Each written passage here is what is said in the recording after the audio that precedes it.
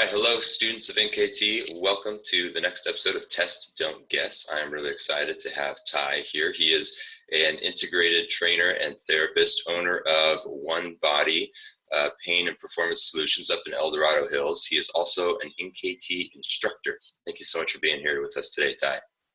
My pleasure, bro. Thank you for having me. Yeah. Ty, I just want to know, what was your beginning in NKT? And start me off with when you first heard about NKT or you first saw it. What was that experience like? What did you think back then?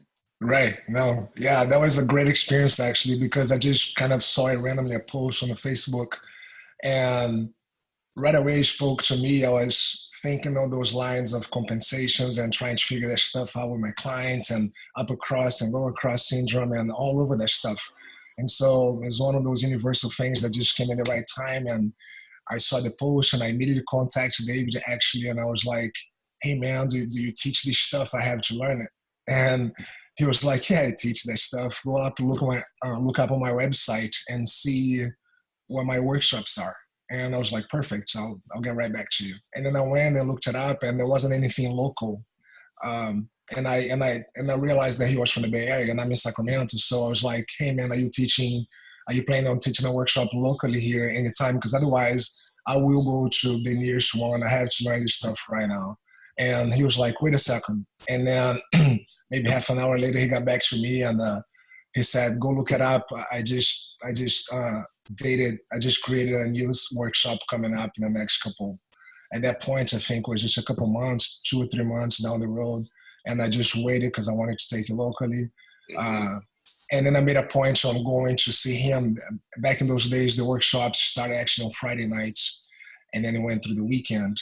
And so I made a point of going to see him on Friday afternoon for his live session before heading over to the workshop, so that I could experience the work as well before, experience from the student perspective. I wanted to receive the work from him in his office, and it was perfect. It was really fitting to open me up to what I was about to actually understand a little bit more. So, yeah. When was that? How far back was this when you first took it? That was in January of 2013. Okay. So, yeah. And I remember, I think I contacted him about October or November. So that's when I first saw NKT. It was back in the end of 2012. And then 2013, I took it January level 1, and then I think 6 months later I took level 2, and then another 6 months later, just almost a year to the date, in January 2014, okay, I took my level 3. Back in the days, we didn't have the level 2s and level 3s like every 6 months, every 3 months, like nowadays. Just a lot busy schedule. So I took the fastest I could, which at the time was every 6 months. David was teaching the next level, so it took me 1 year exactly to finish the next 2 levels. So, okay, yeah, pretty even pacing there. Yeah, it was a great pace. Yeah. So you just saw it on Facebook and knew from that. Like, you didn't know somebody who had done it and talked to them about it. You just saw it on social media and you knew, I got to learn this, and you went out and learned. Yeah. Wow. Yeah, it's cool to hear you say that back, because I guess not. I guess I never really got exposed by anybody or heard about anybody doing, because that's how mostly NKT, gets marketed and promoted. Is just people just amazed by the method, and then they share it with somebody, they show it to somebody, and then people are like, oh man, this is really cool. But to me, reading will have the same effect. It's just I read, Dave has a way of writing his posts in a way that really shows how NKT's rationale gets done. And to me, it just immediately makes sense. Yeah. So what was that first class like? Were you really confused? Did you kind of grab onto it right away? Was it really exciting? What were some of your thoughts when you first took that level 1 NKT? Man, it was really exciting. I just remember being like kid in a candy shop, I guess. I was just really happy to be there and learning what I knew was going to be an amazing method, and everything kind of started coming together throughout the weekend. It was hard to, learn the tasks and the feel of the tasks, and but then as the weekend unfolded, I was like, it's just going to take practice to get these tasks down, but I can see how you're able to assess these dysfunctions and then, use the therapy localization to determine the relationships, and then do your corrections and then see the results. I bought in 100% right away. I had no doubt that this was going to be it as far as each claim of what it does. So, Yeah. yeah. What was maybe the hardest thing for you to learn? Um, I remember in the beginning, it was much of the lower legs, the ankles and the toes. It was just kind of new to me. I guess the hands as well. Just the small, fine motor control Hmm. assessments. It's hard for the clients as well, so it can be tricky for the practitioners. In their foot, they always want to compensate and use their toes and grab their toes for supination and raise their toes up in extension for pronation and things like that. And I would have a hard time just like get your toes, to stop helping and stuff Yeah. like that. Yeah. So how did you kind of overcome that or learn how to get past those or figure that out? Do you have any tips on that? um, Man, I owe a lot of my NKT to Thomas Wells. Hmm. I really took him up as a mentor, and I would go and see the guy every month. He hosts a Wow. study group. He hosts a Hmm. study group every month, and he's a couple hours away from here. Yeah. But I didn't mind. I would be excited. In fact, I would take the whole day to go see him first Wow. at his office in Santa Rosa, which is in another direction. So I would book a session with him. I would ask him permission to come and shadow him. I would show up early for my session, have my session with him, receive the work to understand it more, see how he does it, and then stay a little bit after, shadow a little bit more of his clients. And then I would go and meet him at his study group and then study with him for 3 hours. And I did that Wow. religiously for over a year for my first year in NKT. Wow. So I don't take any credit. I mean, I take the credit of the efforts of pursuing the knowledge and then coming back and practicing and not holding it back, Hmm. because I think that can be a major obstacle for people is just holding themselves back from actually applying the material. So Hmm. having that opportunity to learn from a master of the method, it always gives you an extra inch of confidence and um, an extra little tip, on how to perform things a little more in a refined manner. And so that was kind of, and Thomas nowadays teaches muscle testing, refinement, and muscle palpation class.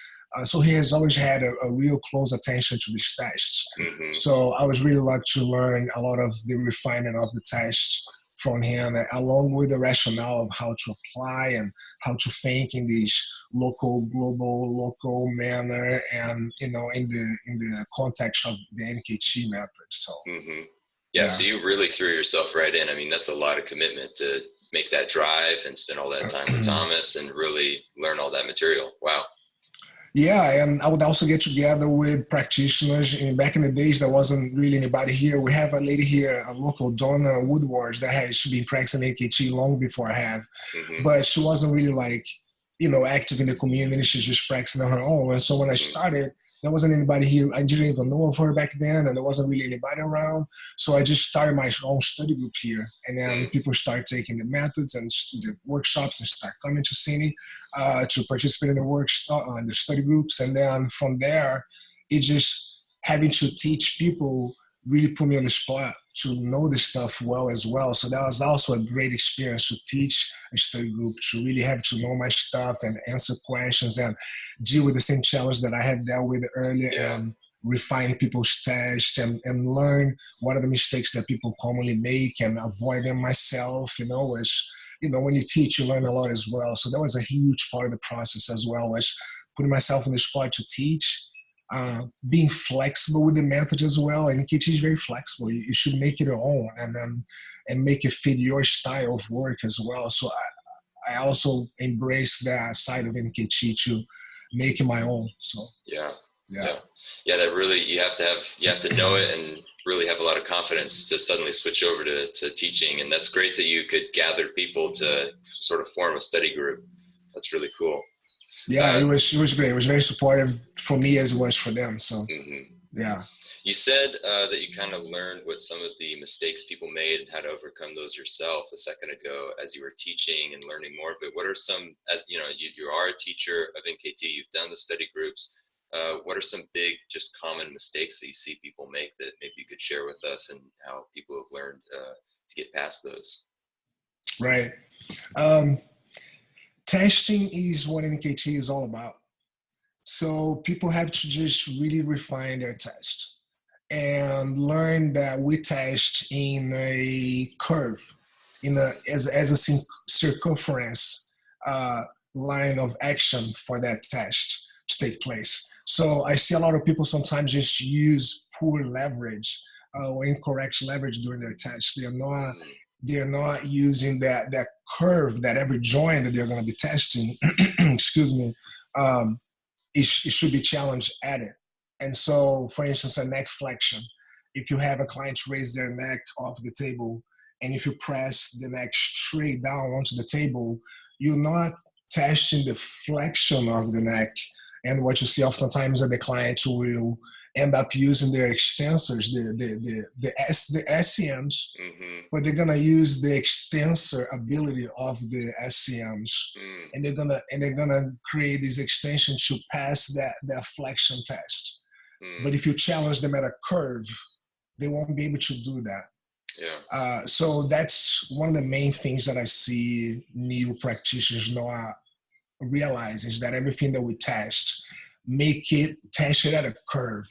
Don't ever give yourself a lever, right? A lever, excuse me, that has a curve to it, that is not a straight lever against the client. That way you're truly challenging the full range of the action of that joint, of the muscle to close and open that joint, rather than creating an angle that is not really challenged that particular function, because it's all about angles we test. So, yeah.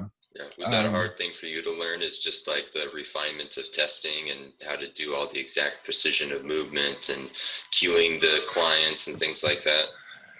It comes with time, right? It comes with experience. You start to realize what kind of cheats the clients have, what kind of personalities the clients are going to bring to the table with these tests. Every client's going to be a little bit different. So you start to become very flexible the way you test your clients. Every client's going to test very differently, and some clients are going to need a little bit more of a verbal education, some not so much.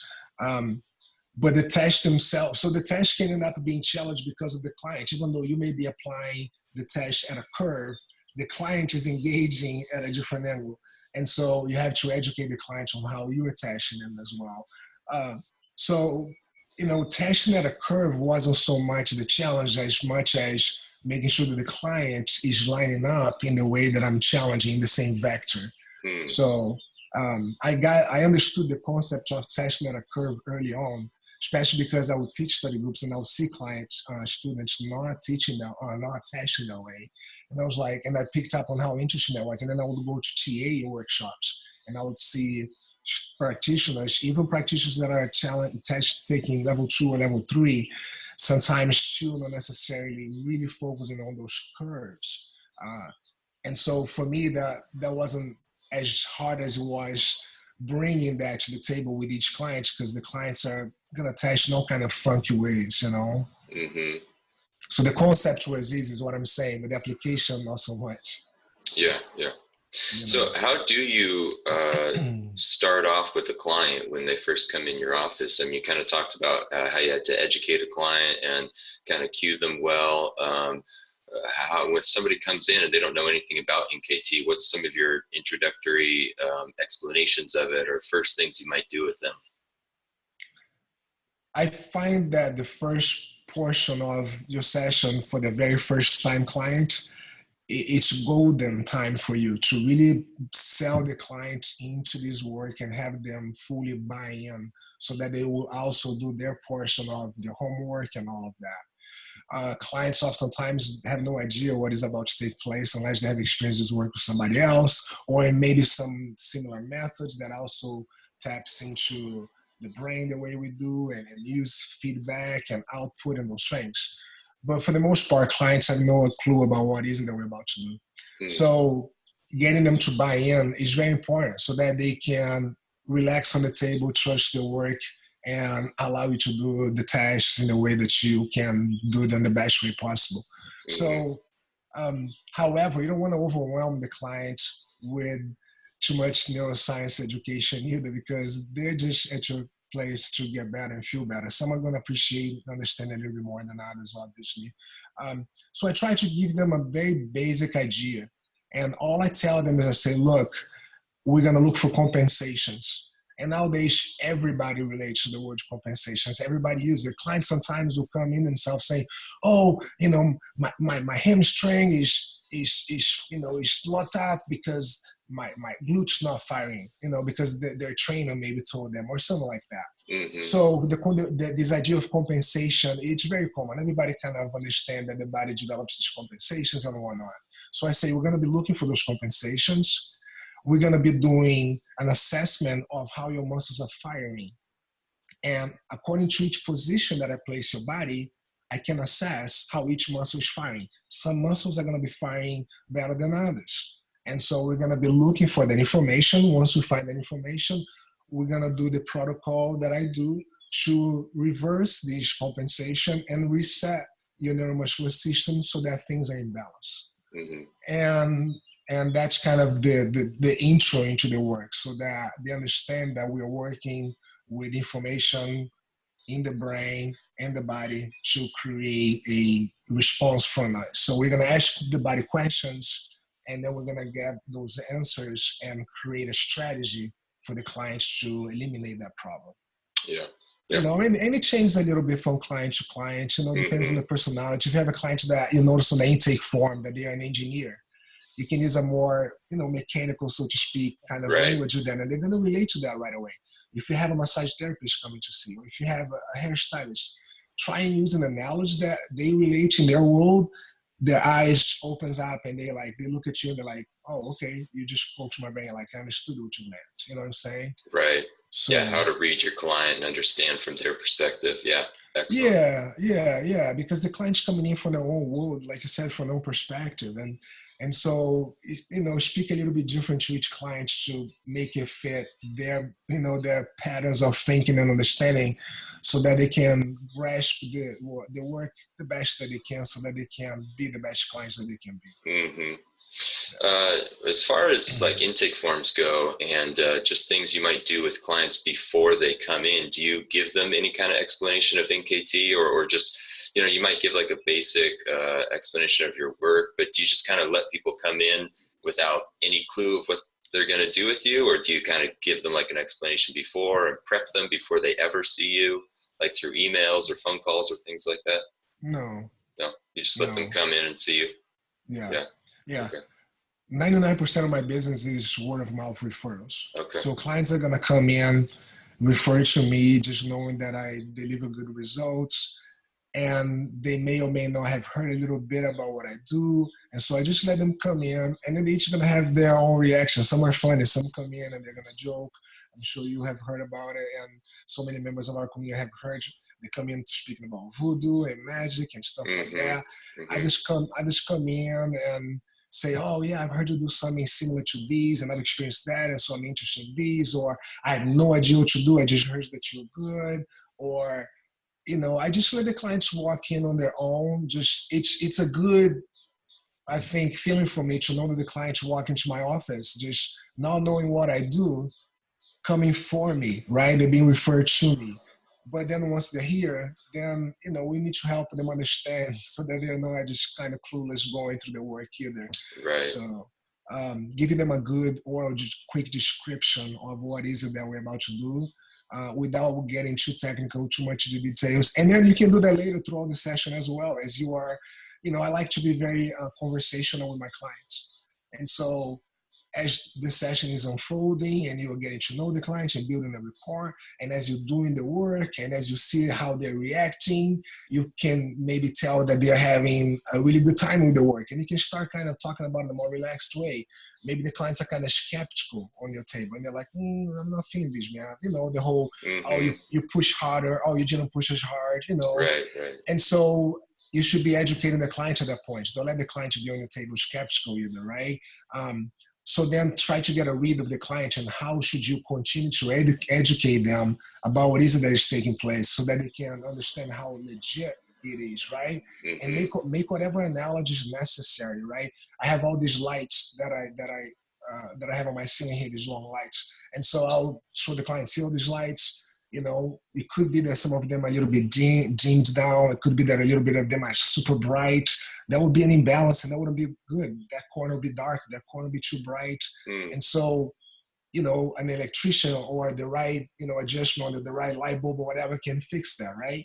And so what I do is I'm asking your body questions to find out the answers as to how are these muscles working, because our bodies and our brains are just like a computer.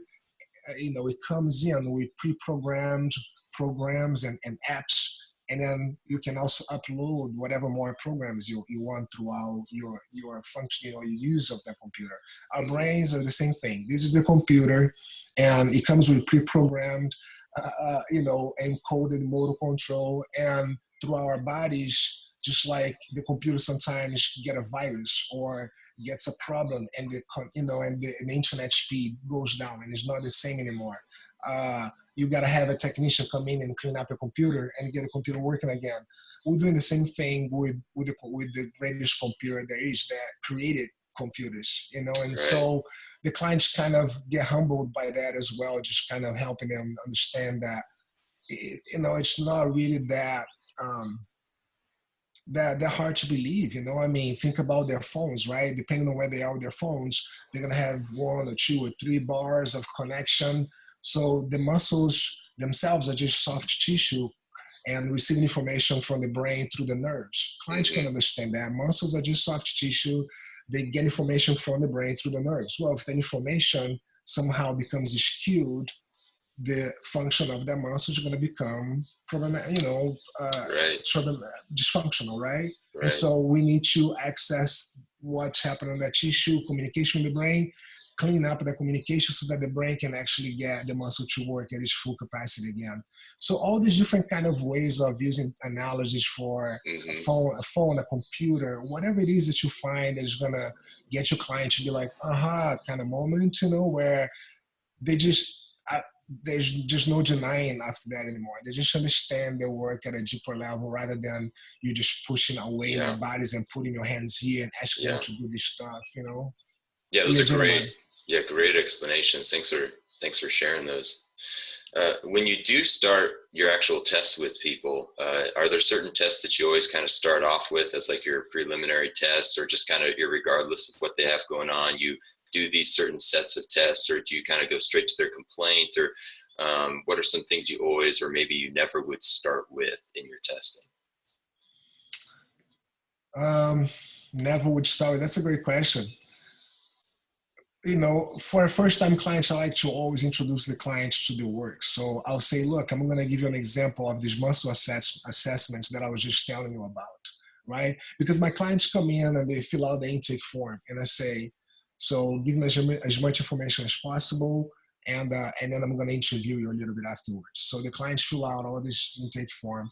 Then I go through with them, I ask them questions, and I say, okay, now let's go and do a movement assessment. And then I go and I take a look at them and how they walk and how they move. And I said, okay, now let's see how your muscles are firing. And so they're following the progression. They're understanding that there is a full assessment. First, I took a full history of them. Then I evaluated how they move, which is something that very few professionals are doing out there. And they immediately feel like, wow, these guys really take the time to look at everything. And then we can start doing your palpation, right? And then you can say, look, now we're going to start taking a look at how these muscles are firing. And then you say, I'll give you an example of it. And if they're not having any shoulder issues, for instance, you can say, let's just raise your arm over here and see if you can hold that position. I'm going to push on a little bit, see if you can resist me back. Don't force back if it feels like it's a little bit weak.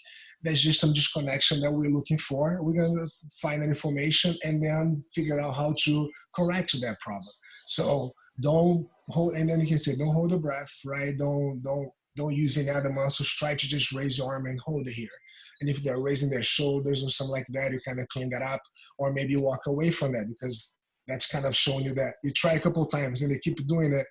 Maybe you want to walk away from that as an example, right? So I have this qualifying idea of an example of a muscle test to the client. It obviously has to be non-painful or in a non-painful related area. And I don't like to test either small muscles or too big of a muscles, right? So I wouldn't go straight to a rectus abdominis test. To the very first test that a client has ever done in their life is a rectus abdominis test. That's way too big of a challenge for the brain and the body to get it. They may, but some clients won't. It's just gonna kind of overload them from the very beginning. So start with something easy. A leg raise can be a great first time test for a client. A shoulder flexion can be a great first test for a client. A lat, um, something simple like that, or maybe some hip abduction. I love doing just a straight up hip abduction. Can you? Yeah, I'm gonna bring your leg out here. Can you push your leg out? Right? Those are a simpler test for the clients. They're not big muscles, or just a big task like the rectus abdominis, transverse abdominis. Just a big task for the clients, not necessarily a big muscle, but a big task. And yet, I don't like to use small, tiny muscles. I'm not gonna go right away and for their first test ever they have ever received is to assess, you know, extension of their toes or something like that. I'm gonna go after usually some shoulder flexion, hip flexion, hip abduction, an iliacus test, just a generic hip flexion, the knee bend. Can you hold the leg up here? Oh, your leg just collapsed. Oh, you see there's a problem there. Oh, your test is strong. Let's see the other side. Oh, this side test is weak. You see how there's a problem here? There's an imbalance. This is exactly what I was telling you about. Now we're gonna start looking for the solutions. And the client just kind of flows with that. From my experience, at least. Yeah. So when you've kind of talked a little bit about some of the cues that you give with clients, but do you kind of give like a more introduction to the cues of how, David's got, meet my pressure. You were talking a little bit about, you gave some examples of what you might say to clients. Are there different cues you use in with different clients in different scenarios, or some cues you always use, or things that just you found work best for you? Yeah, sure. I like to say to the clients, look, this is not a test of strength. This is an assessment of function. Mm-hmm. So right away they understand that there's no battling, that there's no straining, right? And I tell them, I need this information to perform the corrections that we need to perform to recreate balance in your body. So don't compensate, don't hold your breath, just go with the flow. If a muscle feels like it's weak, that connection is weak, is compromised. Just go with the flow of that. If you feel strong, connected, right away I'll have that information and I won't pursue it any further. And so the match my pressure, you can't beat that. Match my pressure is a great one. They've used that for a reason. Meet my resistance. Can be tricky, but it works as well. Perhaps don't use that one with people that work out, and because meet my resistance, the word resistance can trigger that idea of resisting you at all costs, compensation and all of that. So I really put it on them and say, look, this is information that we're gathering. You know what I'm saying? So I really put on them that this is not a test. I never call it a test. I say an assessment all the time. Because an assessment is just getting information, whereas a test, it's pass or fail. That's the definition of a test. So just one keyword switch like that can help create a mindset of the client to just go with your flow rather than just acting on different information that they're hearing, and it's not even their fault. They're just trying to do what you ask them to do. So yeah, that's really helpful. That's true. Just a few keywords can make a big difference.